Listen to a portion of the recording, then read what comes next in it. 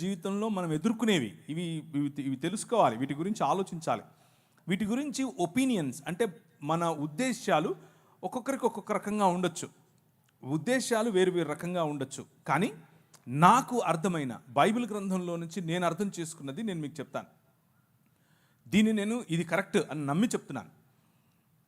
ఉదాహరణకు ఒక ఒక ఒక ఒక హిందూ మిత్రుడు ఉన్నాడు, లేకపోతే ముస్లిం మిత్రుడు ఉన్నాడు. ముస్లిం మిత్రుడు వాళ్ళ ఇంట్లో పండుగ చేసుకుంటున్నారు, రంజాన్ పండుగ చేసుకుంటున్నారు. పండుగ చేసుకుని ఇఫ్తార్ పార్టీకి పిలిచాడు. ఇఫ్తార్ భోజనం పెడుతున్నాను రండి అని పిలిచాడు. ఇఫ్తార్కి వెళ్ళి భోజనం చేయడంలో ఇబ్బంది ఏమీ లేదు.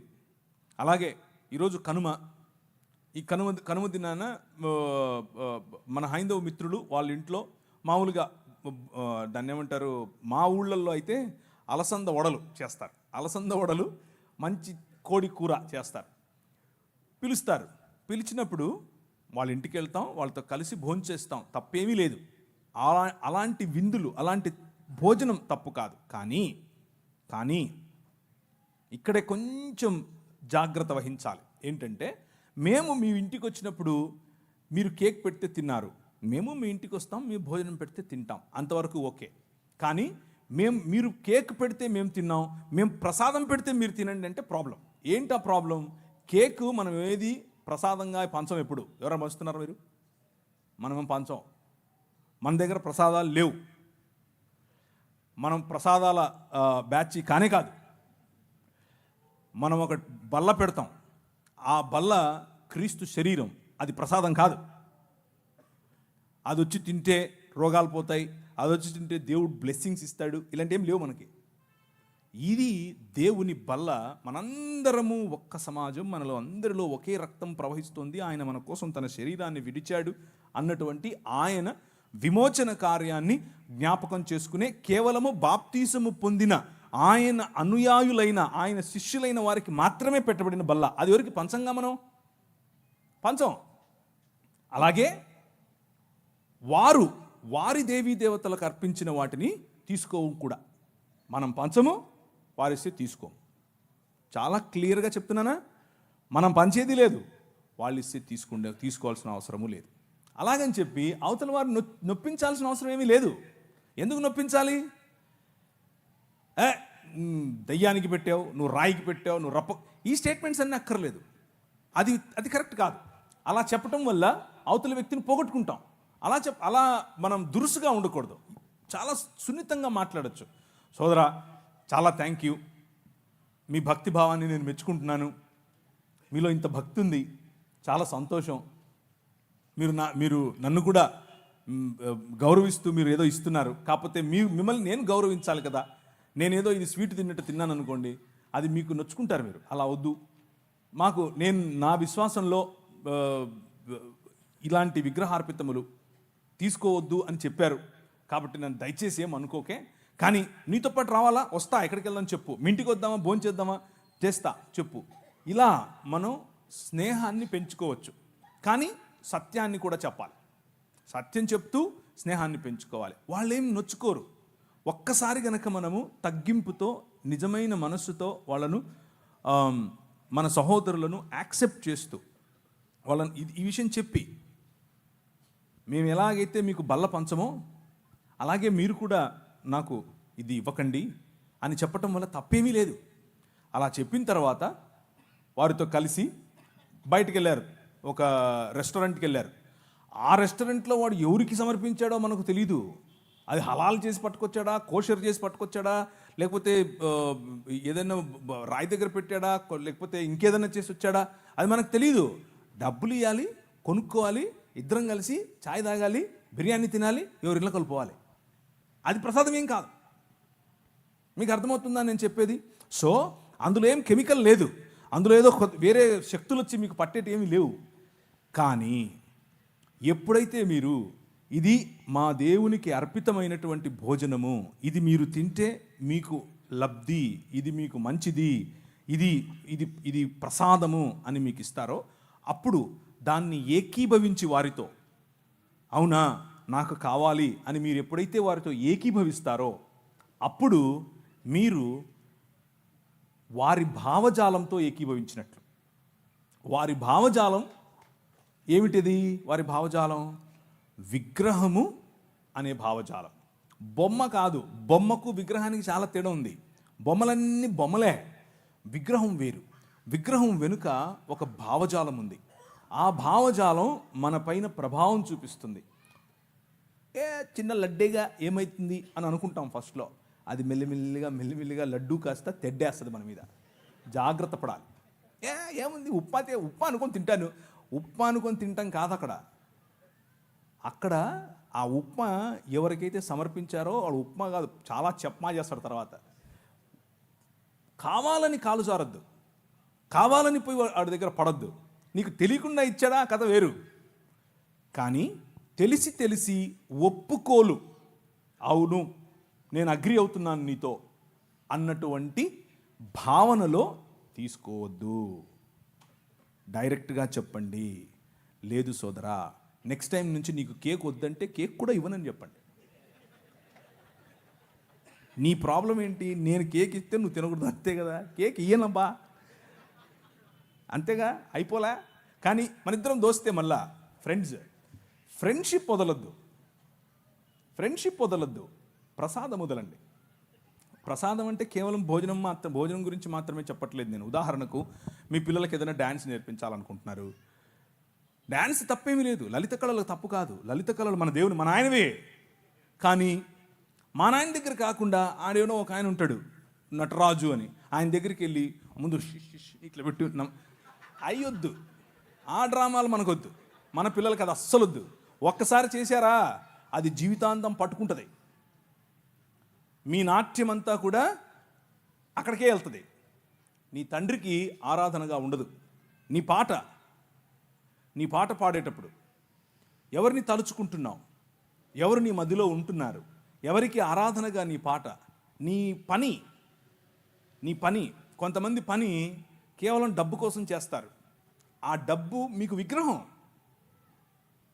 కేవలం ప్రసాదం దగ్గర, ఉప్మా దగ్గర అది అక్కడ ఆగకండి.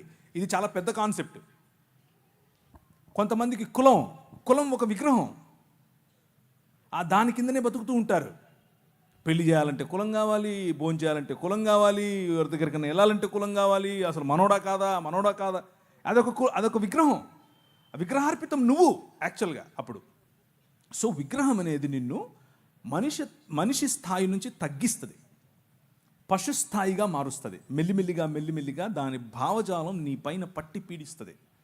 సో నో, వద్దు అని చెప్పండి. నేనైతే అలాగే చెప్తాను, నాకు ఏ సిగ్గు లేదు ఈ విషయంలో. కానీ వద్దని చెప్పి నేను పోగొట్టుకున్న ఫ్రెండ్ లేడు, ఎవ్వరు లేరు. నొప్పించాల్సిన అవసరం లేదు. ఇదొక భ్రమ. ఏంటా భ్రమ అంటే, వద్దు అని చెప్తే అవతలోడు నొచ్చుకుంటాడండి. ఏం నొచ్చుకోడు, ఆడు నొచ్చుకుంటాడో లేదో తెలియదు, కానీ నువ్వు నొచ్చుకుంటున్నావు ముందు. అది నీ సమస్య.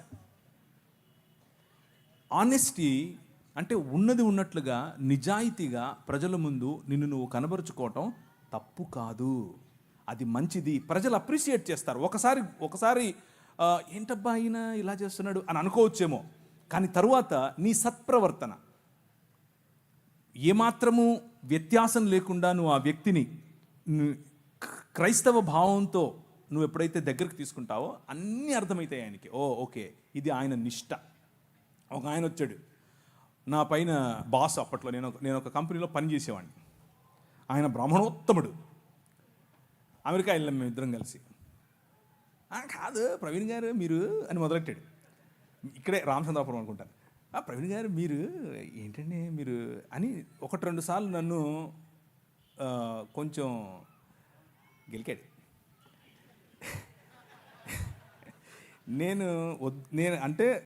నేను చాలా స్నేహంగా ఉంటాను ఆయనతో, కానీ ఆయన దానికి విలువ ఇవ్వాల. దానికి చేయండి, ఏం కాదు చేయండి అన్నట్లు నా వెంట పడ్డాడు. సరే కూర్చో అని చెప్పి ఒకరోజు, అసలు నువ్వు ఎలాగండి బ్రాహ్మణోత్తడివి అని అడిగాను. ఎందుకు అన్నాడు.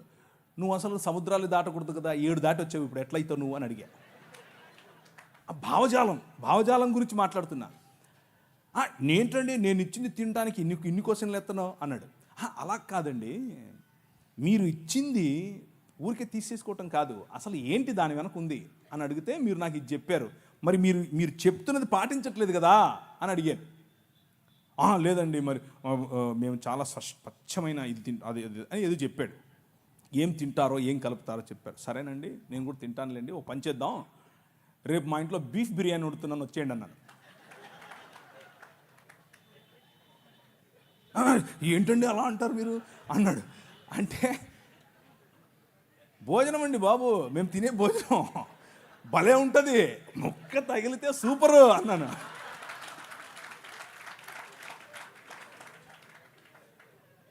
మీరు ఏ విధంగా ఇది తినడానికి జంకుతున్నారో మీ నిష్టలో ఇది తినకూడదు అన్నది మీ భావన, తినరు. అలాగే మా నిష్టలో అది తినకూడదు అన్నది భావన, దాన్ని అర్థం చేసుకోండి. అంతేగాని పద్దానికి వచ్చి మీరు ఇలా క్వశ్చన్ చేస్తే నేను కూడా క్వశ్చన్ చేయాల్సి వస్తుందని చెప్పాను. బీఫ్ బిర్యానీ సూపర్ ఉంటుంది, దోశ వేసి పెడతా అన్నాను. బీఫ్ వండి దోశ బీఫ్ ఏంటండి ఆ కాంబినేషన్ ఏంటండి? నేను అన్నాను భలే ఉంటుందండి బాబు, మీకు తెలియదు సూపర్ ఉంటుంది. ఇంకా మా ఊళ్ళల్లో సంగటి చేస్తారన్నాను. సంగటి ఆయనకి తెలియదు, అర్థం కావట్లేదు ఆయనకి, సంగటి ఏంటి అంటున్నాడు. అంటే కడపకు రండి ఒకసారి, బీఫ్ వేసుకుని సంగటి వండుకుని దాంట్లో నెయ్యి పోసి తింటే సప్పా సూపర్. ఆయన తట్టుకోలేక చెవులు మూసుకెళ్ళిపోయాడు. టచ్లోనే ఉన్నాడు, ఇంకా ఫ్రెండే, కానీ అర్థం చేసుకున్నాడు. ఆయన నన్ను పెస్టర్ చేయటం, నన్ను ఒత్తటం, నన్ను కావాలని ఒత్తేది నేను ఒత్తితే ఎలా ఉంటుందో అర్థం చేసుకుని ఆపేశాడు. సో ఫ్రెండ్షిప్ మంచిది, ప్రజలను కోల్పోవద్దు, కానీ నీ విశ్వాసం అంతకంటే ముఖ్యం. నీ విశ్వాసం అంతకంటే ముఖ్యం.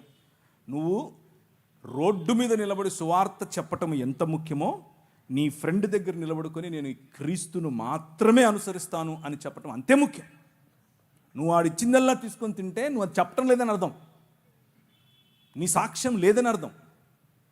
సో ఒకరిని గెలవటం కోసం అబద్ధం చెప్పక్కర్లేదు, సత్యం చెబుతూనే గెలవచ్చు. ఆ ప్రయత్నం చేయండి, ఉపయోగపడుతుంది. థ్యాంక్ యూ అన్న. దేని వల్ల ఇప్పటి వరకు క్రైస్తవేత్తలని ఎలా డీల్ చేయాలని చెప్పండి, మీరు క్రిస్టియానిటీ వాళ్ళని ఎలా డీల్ చేయాలి మాకు తెలియాలి. ప్రశ్న ఏంటంటే, ప్రార్థన ప్రతిదాన్ని పవిత్రపరుస్తుందని, దేవుడే సృష్టిలో ఉన్న ప్రతి పదార్థాన్ని మనకి ఇచ్చాడని, నువ్వు ప్రార్థన చేసుకున్న విగ్రహాలు కల్పించుకుని మరి తింటే తప్పేంటి, ప్రార్థన పవిత్రపరుస్తుంది కదా అంటే ప్రార్థనకు అంత శక్తి లేదా? విగ్రహాలు పెట్టిన దాన్ని పవిత్రపరచలేదా? ఎందుకు తినకూడదు? దేవుడు పవిత్రపరిచిన ప్రతిదీ ప్రార్థన చేసుకుని తినేమన్నారు కదా. అంటే క్రిస్టియానిటీలోనే కొన్ని ప్రశ్నలు మాకు నిలబడుతున్నాయి. అసలు ఇది ఎంతవరకు వస్తుంది? ప్రార్థన చేస్తే ప్రతి వస్తువు పవిత్రపరచబడుతుందా? ప్రార్థన చేసుకుని విగ్రహాలు పెట్టి తినేసాను. ఇది గత నెలలో జరిగిన చర్చలో మీరు మాట్లాడేస్తున్నారు ఆల్రెడీ, దాని గురించి పెద్దగా చెప్పాల్సింది ఏం లేదు. ప్రార్థనలో శక్తి ఉంది, ప్రార్థన మారుస్తుంది దేన్నైనా. కానీ ఇక్కడ వచ్చిన సమస్య, దీంట్లో ఏదో కల్మషం ఉంది, ఆ కల్మషం వచ్చి నన్ను ఏదో చేస్తుంది అనే భావన ఉండడం బట్టి ప్రార్థనలో చేసి దాన్ని శుభ్రపరుస్తున్నాం అన్న ఆలోచన చెప్తున్నట్లుగా నాకు అనిపిస్తుంది ప్రశ్నలో. కానీ ప్రసాదం తీసుకోకపోవటం అంటే విగ్రహాలు తీసుకోవటం అనేది నీ సాక్ష్యములకు సంబంధించింది. ఏ భావజాలాన్ని నువ్వు అనుసరిస్తున్నావో చెప్పడానికి సంబంధించింది. నువ్వు ప్రార్థన చేసుకుని తిన్నంత మాత్రాన ఇప్పుడు ప్రార్థన చేసుకోకుండా తిన్నా కానీ అది భోజనమే, అది సామాన్యమైనటువంటి బ్లడ్డే, సామాన్యమైన ఉప్మానే, సామాన్యమైన పొంగలే. దానివల్ల నీకు వచ్చేది పెద్దగా ఏమి ఉందో లేదో అని కాదు. మెయిన్ పాయింట్ ఏంటంటే, అర్పించినటువంటిది ఒక భావజాలానికి, ఆ విగ్రహము వెనుకున్నటువంటి ఒక ఆలోచన శక్తి, ఆ విగ్రహం వెనుకున్నటువంటి పడద్రోయబడినటువంటి దేవదూతల సమూహములలో ఒకరికి ఆ విగ్రహం అర్పితం. నువ్వు దాన్ని ఆవాహయామి అంటున్నావు, అలాంటివి చెయ్యొద్దు. ప్రార్థన చేసుకుని ఆవాహయామి ఏంటి?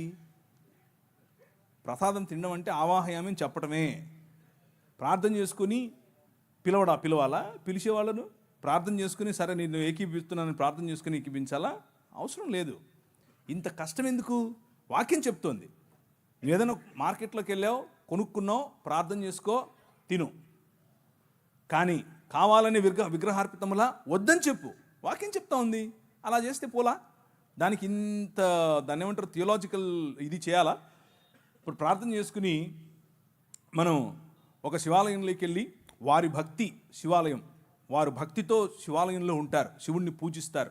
మనం వాళ్ళని అవమానపరుస్తూ అక్కడికి వెళ్ళి ప్రార్థన చేద్దామా? యేసు ప్రభువా, ఈ శివలింగం ఎవరో కాదు, యేసు ప్రభువే అని మనం ప్రార్థన చేద్దామా?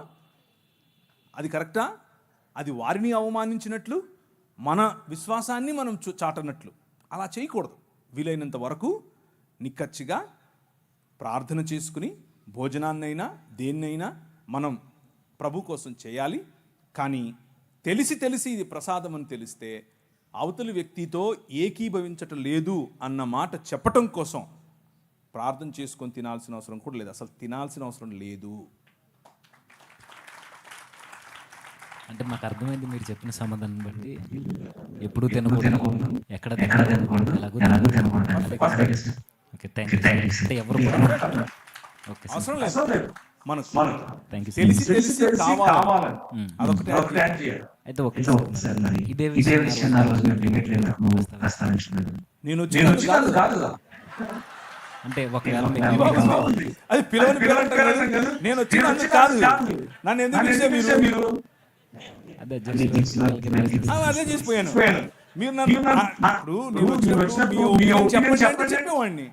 మీరేమో బాండ్ పేపర్లు పట్టుకొచ్చి సైన్ పెట్టించుకుంటారు నాతో. వీళ్ళండి సామాన్యులు కాదు వీళ్ళు. ఆ కోర్టు రూమ్లో నేను కూర్చోబెట్టినట్టు బాండ్ పేపర్లు పట్టుకొచ్చారు, సైన్ పెట్టించారు నాతో. అమ్మో, మామూలు వాళ్ళు కాదు వీళ్ళు. సరే అని చెప్పి సైన్ పెట్టి నేను గమ్మున నవ్వుకుంటూ అందరినీ సెట్ చేసుకుని వెళ్ళిపోయాను నా పని చేసుకుని. నేను మీరు పిలిచిందే చేశాను. ఇప్పుడు పిలిచింది దేనికి? డైరెక్ట్ మిమ్మల్ని. అప్పుడు చేతులా? అవును సార్. అయితే ఆ బాండ్ పేపర్ తీసుకొచ్చింది మేము కాదు సార్, అటు నుంచి వచ్చే. నాకేం తెలుసండి అది నువ్వు తెచ్చావా ఎవరు తెచ్చారు నాకేంటి? ఆడ ఉందా లేదా? అక్కడికి వచ్చే వరకు కూడా తెలియదు సార్ బాండ్ పేపర్లు ఉన్నాయన్న సంగతి. అది నాకు ఒకవేళ ఒకటి సార్, నేనేం మాట్లాడాలి? ఒకటి సార్, ఒకవేళ నేనేం మాట్లాడలేదు ఇప్పుడు. ఆ రోజు మీకు అవకాశం ఉంటే ఇదే విషయాన్ని 100% నిర్మోహమాటంగా చెప్తాను. ఎక్కడైనా చెప్తాను, ఎప్పుడైనా చెప్తాను. అది కావాలి సార్, నిర్మోహమాటంగా చెప్తాను. అది ఇప్పుడు కాదు, ఎప్పుడైనా చెప్తాను, చెప్తూనే వస్తున్నాను. అది నాకు ఏమాత్రం ఇబ్బంది లేదు ఆ విషయంలో. ఇది నా స్టాండ్ పాయింట్. సరే సార్, డిబేట్ని బట్టి ఇప్పుడు మిమ్మల్ని డైరెక్ట్గా అడుగుతున్నా సార్. అసలు పబ్లిక్ మీరు ఏ క్లారిటీ ఇవ్వాలనుకుంటున్నారు ఆ డిబేట్ విషయంలో, ఆ జరిగిన డిబేట్ విషయంలో? No comments. ఏం మాట్లాడకూడదని మీరు సైన్ పెట్టించుకున్నారు నాతో. వీళ్ళు సైన్ పెట్టించుకున్నారండి బాబు. ఇది అయిపోయిన తర్వాత ఏం మాట్లాడకూడదని సైన్ పెట్టించుకున్నారు. ఇప్పుడు మళ్ళీ అడుగుతావేంటి? No comments. సైన్ పెట్టించుకున్నది వాళ్ళు సార్, మాకు సంబంధం లేదు ఆ విషయం. ఇప్పుడు అడిగేది నేను సార్. అయినా మీరు నేను పెట్టలేదులేండి. నేను పెట్టలేదులేండి. కానీ ఇప్పుడు మీరు అడిగేది ఏంటి?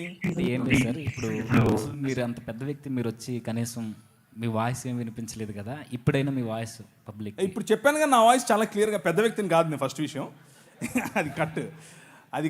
రెండు అంటే వాయిస్లో పెద్ద అంటున్నావా, ముసలోడు అంటున్నావా నన్ను?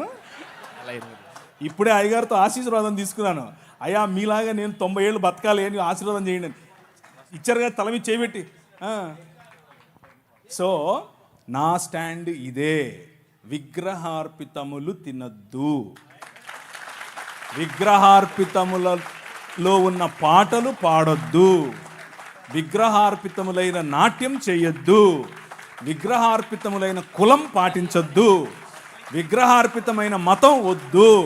విగ్రహార్పితంగా ఉండేటటువంటి ఉద్యోగం చేయొద్దు. విగ్రహార్పితంగా ఉండేటటువంటి దాసోహం చేయొద్దు. ఎవరికి? మన రాజు యేసే. Jesus is the king of all. మధ్యలో ఏ విగ్రహం లేదు. ఇంకా గట్టిగా చెప్పాలా? లేదు సార్, ఇంతకన్నా ఏమవుతుందన్నా, మీ నుంచి ఇదే కోరుకున్నాం మేము. ఎందుకంటే మీలాంటి వారు మాట్లాడితే ఈ క్రిస్టియన్ సొసైటీకి ఒక చక్కని సమాధానం దొరుకుతుందని మీరు మాకు ఇచ్చిన స్వేచ్ఛలో నేను ఈ మాట్లాడడం జరిగింది. ఇంకొక విషయం ఏంటంటే, యాక్చువల్గా క్రిస్టియన్స్కు ఈ క్లారిటీ ముందు నుంచి ఉంది.